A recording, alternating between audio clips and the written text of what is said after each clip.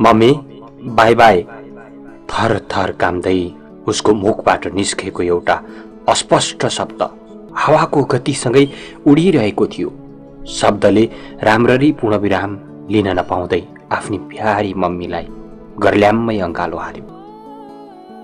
5 second जति अँगालोमा बाँधियो, त्यसपछि छुट्टिहाल्यो। घरको भुइँतलामा काठका फ्ल्यागहरू बिछ्याइएका थिए। तिनै काठमाथि टेक्दा निस्केको टक टक आवाजसँगै निरजका कदमहरू केही अगाडि बढ्यो। घरको मूल ढोका नजिक पुग्यो। घद्रङ्ग ढोका खोल्यो। ढोका खोलेर घरदेखि बाहिर निस्कँदा उसको दाहिने काँधमा भिरेको सानो ल्यापटपको झोला एकाधका लिङ्गेपिङ खेलिरहेको जस्तो आवाज हुन्थ्यो। त्यही पनि उसले त्यो झोलालाई खासै वास्ता गरेको देखिएको थिएन। तर उसको देब्रे हातले कारको चाबी कक्रक्कै समातिरहेको मैले नजिकैको दूरीदेखि गिटी दृष्टि लगाइरहेको थिएँ।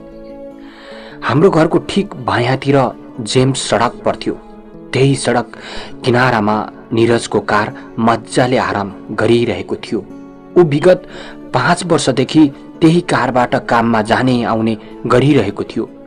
उसले काम सुरु गरेदेखि बचाएको पहिलो 3 महिनाको वेतनले खरिद गरेको त्यो नै उसको जीवनको पहिलो कार थियो।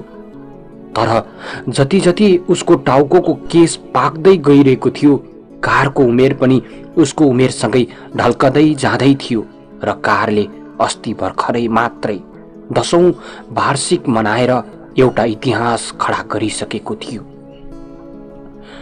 निरज कछुवाको गतिमा हिँडेर कार नजिकै पुग्यो। त्यसपछि ढोका खोलेर भित्र पस्यो। भित्र पस्ने बित्तिकै खटटट कारलाई स्टार्ट गर्यो। वनभरि एक मुरी पिरको भारी बोकेर म त्यही सडकको पेटीमा उभिरहेको थिएँ। उसले घर छाड्नै लागेको नरमाइलो दृश्य निहालिरहेको थिएँ। लिभरपुल छाडेदेखि कामको सिलसिलामा उसले म्यान्चेस्टर, बर्मिङहम, बुस्टर र कोभेन्ट्रीमा पटक पटक डेरा सरिरहेको गन्दा 5 वसन्तहरूलाई विदाई गरिसकेको रहेछ। म कारको नजिकै उभिएर दुवै हात कम्मरमा राखे र उसको विषयमा केही सोच्न थाले। खै अझै कति वसन्तहरू यसरी जाने हुन्। तर त्यसपटक चाहिँ जोन रेडिक्लिफ अस्पताल अक्सफोर्ड सर्नै लागेको थियो। तर के गर्ने, वर्तमान परिस्थिति पहिलेको जस्तो थिएन, बिल्कुल फरक थियो। गत सालको डिसेम्बर महिनादेखि वुहान चीनमा उत्पन्न भएको कोरोना भाइरसले बेलायत पनि अछुतो रहन सकेको थिएन र त्यही भाइरसलाई बसमा ल्याउन अर्को हप्तादेखि पुरै बेलायत लकडाउनमा जाँदै थियो। भाइरसले स्पेन र इटालीमा मरेका मानिसहरूको लासको पहाडलाई व्यवस्थित गर्न हम्मे हम्मे परेको टेलिभिजनको पर्दामा देख्दा मेरा आङ जिरिङ्ग हुने गर्थे। सहारा मानव जीवन तहस नहस पार्ने त्यस क्रूर भाइरसले चीनदेखि इटालीसम्मका चिकित्सकहरूलाई सबैभन्दा पहिले मृत्युको काखमा पुर्याएको थियो। अब भाइरसले कसको आँसु छचल्किएर पहिले पोखिने हो, बाबु आमा कि छोरा? हिजोदेखि मेरो हृदयभित्र तिनै अनुत्तरित प्रश्नहरू बर्सिरहेका थिए। साँच्चै समय कति बलवान हुने रहेछ।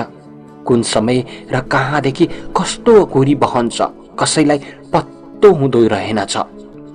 अनि त्यस बेलाको समय भनेको मानिसदेखि मानिस डराउने समय आइरहेको थियो। निरज कार हिँडाउनका लागि तयार हुँदै थियो। तर उसले कार हिँडाउन भन्दा पहिले मलाई कर्के नजर लगाएर एक झलक हेर्यो। म त्यस बेला कुन शब्दले अन्तिम विदाई गर्ने होला भनेर थोरै साङ्केत मुद्रामा थिएँ।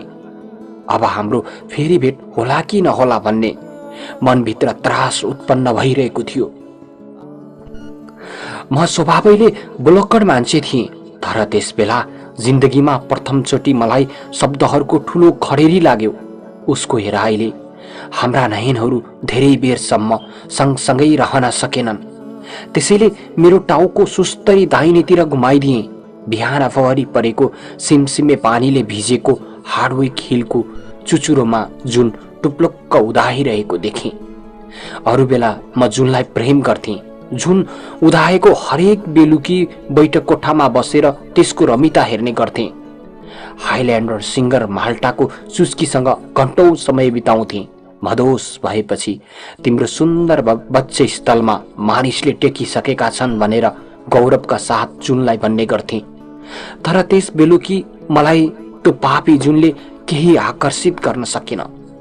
जुनको मुस्कानसँग घृणा लागेर आयो, मनभित्र ठुलो वितृष्णा पैदा गराइरह्यो। त्यस्तो पापी जुनको दृश्यदेखि मेरो टाउकोलाई सर्लक्कै दायाँ फर्काइदिए। मेरा तृप्त नयनहरू भान्सा कोठाको झ्यालमा पुगेर ठोक्किए। भान्सा कोठाको झ्यालमा बलङ्गै दुईतिर खोलिएको थियो। सीमा बाबु र छोराको मजाले रमिता हेरिरहेकी थिइन्। गोधुली साँझको फुरुर हावाले झ्यालको पर्दा सरर हल्लिरहेको देखिन्थ्यो। त्यस बेला मलाई सीमाको टाउको र झ्यालको पर्दा एकअर्कामा लुकामारी खेलिरहे झैँ आभास भयो। तर उनको त्यो दर्दनाक हेराइले मलाई कति पीडा दिइरहेकी छन् भनेर बिचारी सीमालाई के थाहा होला। भानबुरीको मौसमको अँध्यारो पछ्यौरीले सडकलाई गर्ल्याम्मै ढाक्न थालेको थियो। तर सडकको किनारको बत्तीहरूको पर्तकालसँग जोहारी खेल्ने कोसिस गरिरहेको थियो। बत्तीको प्रकाश कारभित्र छिरिसकेको थिएन, त्यसैले अँध्यारोमा निरजको शरीरको जीनो स्वरूप मात्रै मेरा आँखा सामान्य नाचिरहेका थियो। म त्यस बेलासम्म सडकको किनारमा एक्लै उभिरहेको थिएँ। अरू बेला खुरु खुरु साइकल कुदाईमा हिँड्ने अंग्रेजका ससाना नानीहरू मार्था, जोन, डेभिड र मिसाइल महामारीको डरले घरदेखि बाहिर निस्कन छाडिसकेका थिए। नत्र भने कठाङ्ग्रिदो बेलायती हिउँदले बिदा लिएपछि उनीहरूले सडकमा हरेक बेलुकी उधुम मच्याउने गर्थे। अस्तिको दिनदेखि बेलायतमा मार्च महिना भित्रिएको थियो। मार्च महिनाले रुख बिरुवा एवं वनस्पतिका कलिला पात र मुनालाई आत्मिकताका साथ स्वागत गरिरहेको यत्रतत्र देखिन सकिन्थ्यो। तर त्यति राम्रो मौसम आशामा बाँचेका बेलायतीहरू विश्वभरि फैलिरहेको कोरोना महामारीको त्रासदीले खाउँ भने ठ्याक्कै कान्छा बाउको अनुहार भइरहेको थियो। ड्याडी, आखिर म जानै पर्छ, बरु म गएँ है। निरजले मतिर हेरेर अन्तिमचोटि बिदा माग्यो। सडकमा झन्झन साँझ छिपिँदै गइरहेको थियो। कारभित्रका मानिसहरूलाई चिन्न निकै कठिन हुन थालिसकेको थियो। छोरो सानो छँदादेखि सुनेको त्यो हिमचिमको अन्तिम आवाज मलाई अति गणप्रिय लागिरहेको थियो। प्रत्युत्तरमा म त्यति धेरै बोल्न सकिरहेको थिइनँ। त्यसैले दाहिने हात उठाएर भने, छोरा, आफू बाँच्नु र अरूलाई पनि बचाउनु है। मेरो शब्द राम्ररी हावामा विलीन हुन नपाउँदै फोर्ड फिएस्टाको दायाँ पट्टि संकेत बत्ती बल्न थाल्यो। बिस्तारै चक्का गुड्यो र कारले आफ्नो गति क्रमशः अगाडि बढाइरह्यो। मैले राम्रोसँग सास तान्न पाउँदा नपाउँदै कार साउथामा सडकमा मिसिहाल्यो। केही बेर अगाडिसम्म पापी जुनलाई गाली गरिरहेको थिएँ। त्यसबेला त्यही जुनको सहायताले फिएस्टालाई अनवरत रूपमा निहालिरहे। निमेषभरमा फिएस्टा बानबुरीको बजारभित्र विलय भइहाल्यो। थोत्रो फिएस्टाले सडकको किनारमा मलाई एक्लै छाडिराख्यो। म आफ्नै घर बाहिर बाटो हराएको एउटा अर्ध पागल चाहिँ बनेर एक्लै उभिरहेँ। केही बेरमा चहकिलो बत्तीको प्रकाश छर्दै एउटा गाडी मेरो सामुन्ने आएर टक्क रोकियो। बत्तीको चम्किलो प्रकाशले चालकलाई राम्ररी ठम्ब्याउन सकिरहेको थिइन। तर उसले गाडी रोक्ने बित्तिकै झ्याल खोलेर मेरो साथीको अवस्था र मानिसहरूले सोचे भन्दा निकै नाजुक भएको छ उसको मुखबाट निस्केको करुणामय स्वर मेरो मनभित्रको सागरमा ठूलो ज्वाराबाट माचिन थाल्यो। किनभने मैले भर्खरै छोरालाई आफ्नो कर्तव्य पथमा लम्किरहनु है भनेर बिदाई गरेको थिएँ। समयले नेटो काटिरहेको थियो। घरभित्र पस्ने होइन, सीमाले छाडेकी उराठिलो स्वर बरालिँदै मेरो कानको जाली नजिक पुगेर ठोक्कियो। म त्यसबेला भयानक ठुलो त्रासदायक भुमरीमा डुबिरहेको थिएँ। उसको स्वर सुनेपछि आत्मविश्वासका साथ घरभित्र पसे अनि मनमा नै सोचे, संसारमा हुने हरेक चिजहरू क्षणिक हुन्छन् र कुनै न कुनै दिन कोरोनाको पनि कसो अन्त्य नहोला। घरभित्र बसेर सीमाको थकित अनुहारलाई राम्ररी पढे। मेरो भित्री मन उनीसँग केही बोल्न खोजिरहेको थियो, तर उनको फुङ्गै उडेको अनुहार देखेर मेरा ओठहरूलाई ताला चापी लगाइदिए।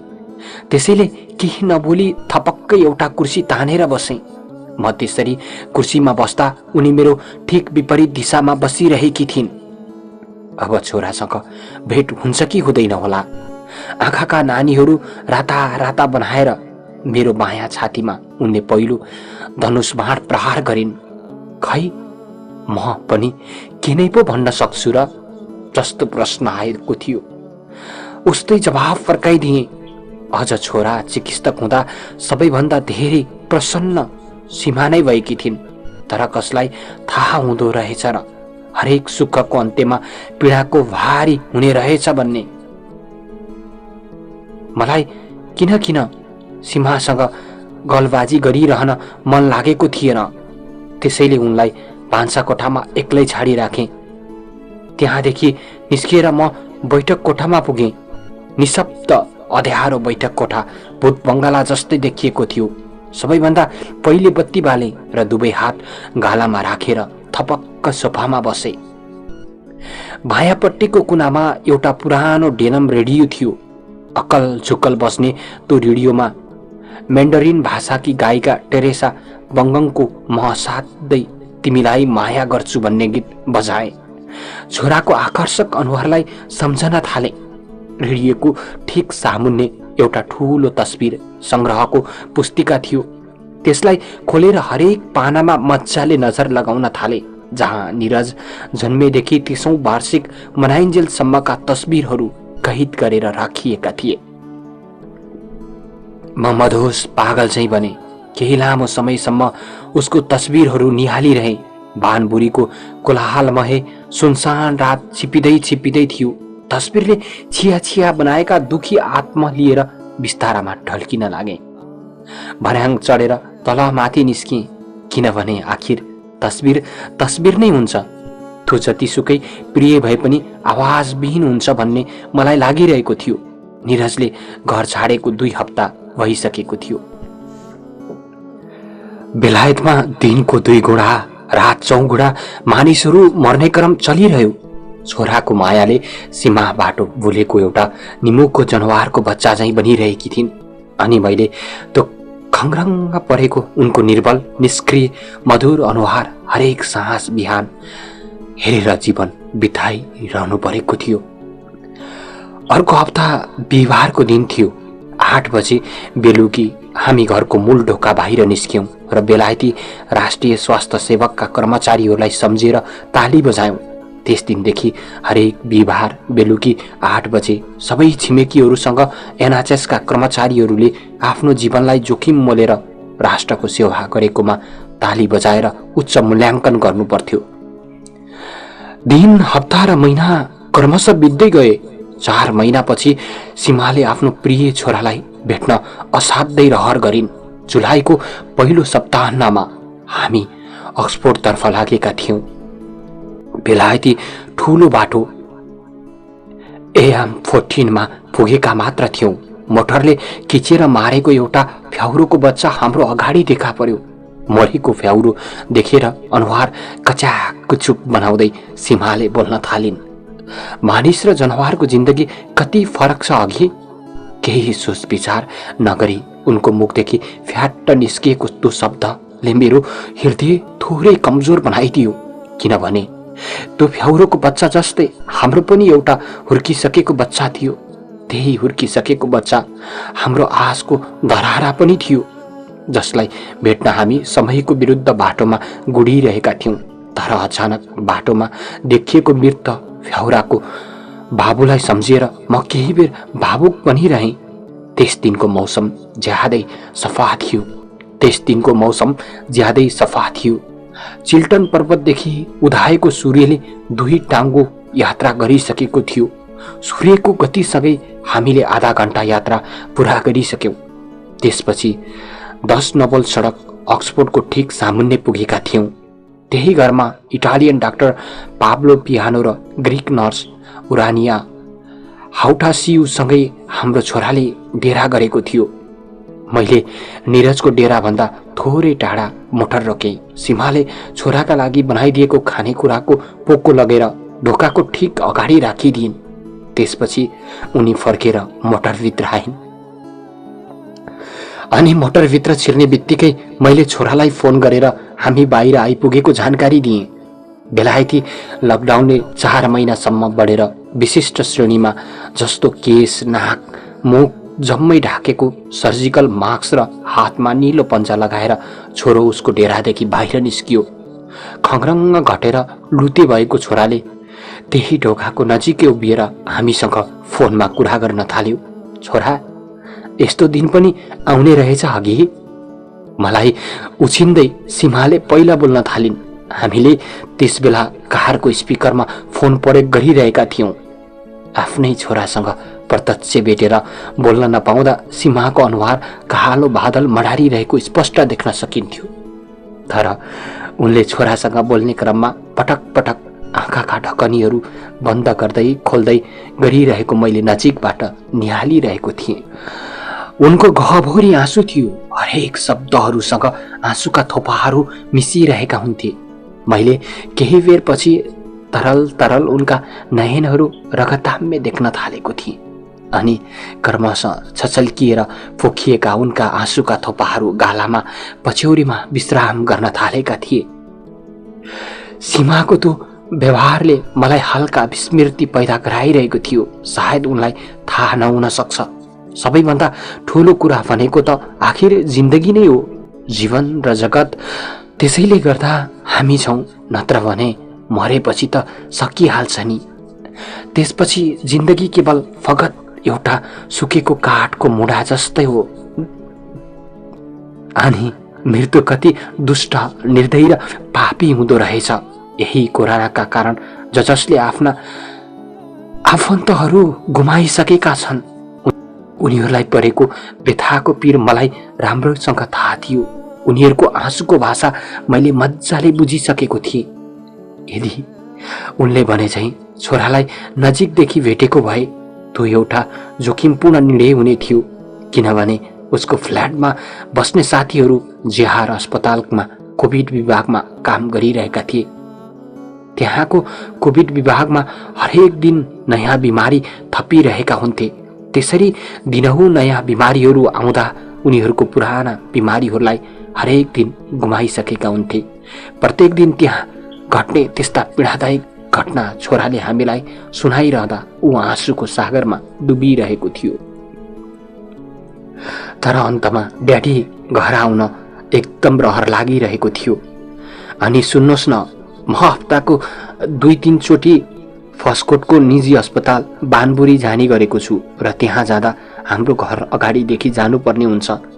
त्यसरी घरको अगाडिदेखि जाँदा घरको ढोका ढकढक्याउन मन लागिरहेको हुन्छ। तर तपाईँहरू मसँग डराउनुहुन्छ होला भनेर कहिले पनि घरभित्र पस्ने कोसिस गरेको छैन। तैपनि मम्मीले बनाउनु भएको खानेकुराको बास्नासँगै हार्डवेक हिलको बाटो काटेर अक्सफोर्ड आउने गर्थे। म अब कहिले घर आउन पाउँछु होला? निरजको पीडादायक त्यो प्रश्नले मलाई चिकित्सकको बाबु हुनु जति पीर अन्य समयमा कहिल्यै भएको थिएन।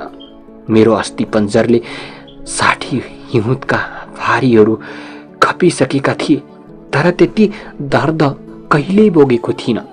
अब छोरासँग बाँकी प्रश्नको अपेक्षा गर्न छाडे र उसका तिनै शब्दलाई अन्तिम शब्द बनाउने निर्णय लिए। त्यसपछि केही नभोली टिटिट हरन बचाउँदै बाटो लागे।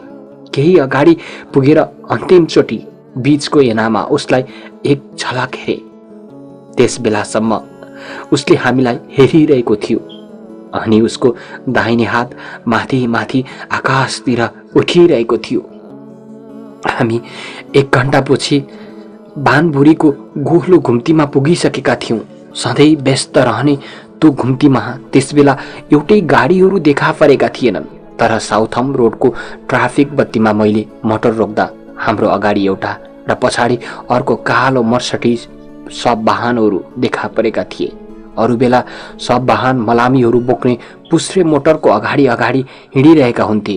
तर त्यस दिन पुस्रे मोटर बिना सब वाहनको बीचबीचमा हामी परेको देखेर बुढो कोरोनाले कुन दिन कसलाई लाने हो अनि यसरी सब वाहनमा को पहिला चढ्नु पर्ने हो, त्यसैले त त्यो दिन नआए पनि हुन्थ्यो भन्ने सीमाको प्रश्न आउँदा नजवाब पनि रहेको थिए।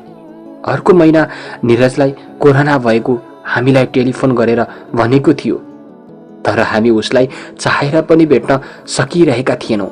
हामीलाई जे कुराको डर थियो आखिर त्यही भई छाड्यो। हामीले जे सोचिरहेका थिएनौँ अन्तमा त्यही घटना घट्यो। गत राति छोराको मृत्यु भएको खबर डाक्टर पाब्लो पियानोले फोनद्वारा जानकारी दिए हामीलाई। त्यस्तो वियोगको खबर सुनेर सीमा बेहोस भइन्। घरमा एम्बुलेन्स आयो र उनलाई हटन अस्पतालको सघन उपचार केन्द्रमा पुर्याइयो।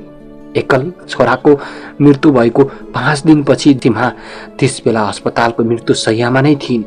कोरोनाको महामारीमा त्यहाँ मलामीहरू उपस्थिति भएका थिएनन्। शोक दुलोहरू बजेनन्। कसैले फूल चढाउन आएका थिएनन्। एउटा फूलको बुक्के लिएर चिकित्सक छोराको अन्तिम सम्मानको मट्टी दिनका लागि म एक्लै हानेवल समाधि स्थित पुगेको थिएँ। प्रिय छोराको मृत्यु शरीरलाई जमिनमा गाडिँदै गर्दा चिकित्सक बुबा हुनु जतिको पीडा यो जिन्दगीमा मलाई कहिल्यै परेको थिएन। अलविदा मेरो छोरा।